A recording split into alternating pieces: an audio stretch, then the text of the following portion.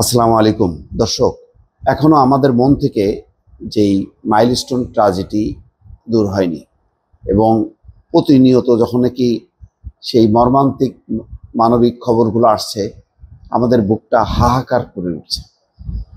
আমরা বেদনায় কুঁকড়ে যাচ্ছি, দুমড়ে মুচড়ে শেষ হয়ে যাচ্ছে। এই কষ্টের ভার আমরা বহন করতে পারছি না।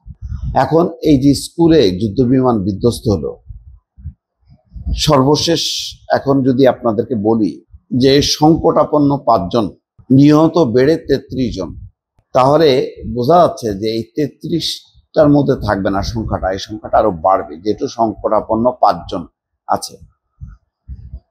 কালকে আর একটা রিপোর্ট দেখছিলাম, দেখেন একটা প্রতিষ্ঠান বলছে যে এই ল্যান্ডিং জোনে এই মাইলস্টোন স্কুল কেন, কিভাবে হলো, এর দায় কি কর্তৃপক্ষ? না, কোন কর্তৃপক্ষ অনুমোদন দিল? সেদিন যখন ঘটনা ঘটে তখন একটা নারীর কণ্ঠে শুনছিলাম যে শেখ হাসিনা নাকি বাধা দিয়েছিলেন, তিনি চাননি যে এখানে এই মাইলস্টোন স্কুল হোক, কিন্তু সেখানে শিক্ষার্থী শিক্ষকদের আন্দোলনের কারণে পরে সেখানে স্কুলটা হয়, স্কুল কলেজ হয়। যে কোনো ল্যান্ডিং জোনে মানে উঁচু ভবন করা বা যে কোনো মানে কংক্রিটের অবকাঠামো বিপজ্জনক, এটা আমরা জানি, এটা বিশ্বব্যাপী স্বীকৃত। মানে অনেক কাছাকাছি, যদি রানের কাছাকাছি হয়, নিশ্চয়ই সেই অবস্থানই তো আছে উত্তরার দিয়াবাড়ি, সেখানেই তো হযরত শাহজালাল আন্তর্জাতিক বিমানবন্দর। তাহলে এখন বিষয়টা হলো, আমি দেখলাম যে কয়েকদিনের মধ্যে স্কুল খোলার প্রস্তুতি নিচ্ছে, কিন্তু এই খবরটা দেখলাম না যে স্কুলটা সরানোর কোনো পরিকল্পনা।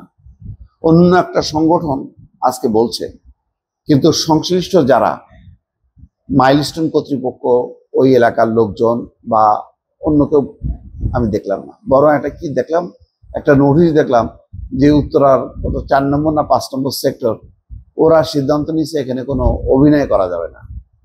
মানে পুরো উত্তরা জুড়ে আমাদের নাটক বা ছোট শিল্প, এই শর্ট ফিল্মগুলো সেখানেই হলো চলে, শুটিং চলে, সেখানে নাকি শুটিং চলবে না। অদ্ভুত অদ্ভুত সব মানে আদেশ। বাংলাদেশ ব্যাংক আদেশ দিচ্ছে যে নারীদের কেমন পোশাক পরতে হবে। তো মূল যে কাজটা, সেই কাজটা কিন্তু আমরা করতেছি অনতিবিলম্বে। আমি গতকালকেও বলছি, তার আগেও বলছি যে এই মানে ল্যান্ডিং জোনে বা উড্ডয়ন বা অবতরণের এই জায়গায় আর স্কুলটা রাখা যাবে না।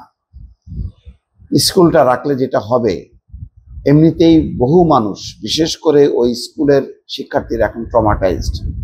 তারা যেমন আগে আনন্দ চিত্তে দেখতো যে প্লেন তাদের মানে মাথার উপর দিয়ে নামতেছে উঠতেছে, এখন কিন্তু তারা আতঙ্কিত থাকবে।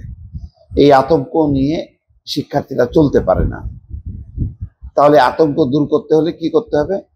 হয় রানওয়ে সরাইতে হবে, না হয় স্কুল সরাইতে হবে। আমি বলছি, তো এখানে কি রানওয়ে সরানো সম্ভব?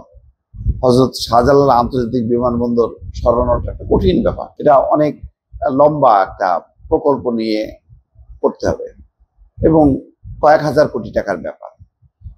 তারপর জায়গা পাওয়া, অনেক ব্যাপার আছে, এগুলি মানে এত সহজ না একটা আন্তর্জাতিক বিমানবন্দর করা। বাংলাদেশের এইরকম উন্মুক্ত ল্যান্ড খুবই কমই আছে।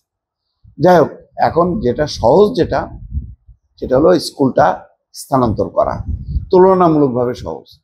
সেই কাজটা দ্রুত করা উচিত। বারবার আমি বলছি, এখনো বলছি, নতুবা দেখেন আমাদের এই কষ্টটা যতবার আমাদের এই খবরগুলোতে আসতে থাকবে, এই মানবিক রিপোর্টগুলো, ছোট ছোট বাচ্চাটা তারা কি মর্মান্তিকভাবে মারা গেছে, সেই খবরগুলো যত আসবে আমাদের মানে বুকটা বেদনায় বিদীর্ণ হবে, কিন্তু সমাধানটা হবে না। এখন সমাধানটা করতে হবে। ঘটনা ঘটে গেছে, ঘটনার পর থেকে শিক্ষাটা কি, সেই শিক্ষাটা কাজে লাগাতে হবে। দর্শক ভালো থাকবেন, আল্লাহ হাফিজ।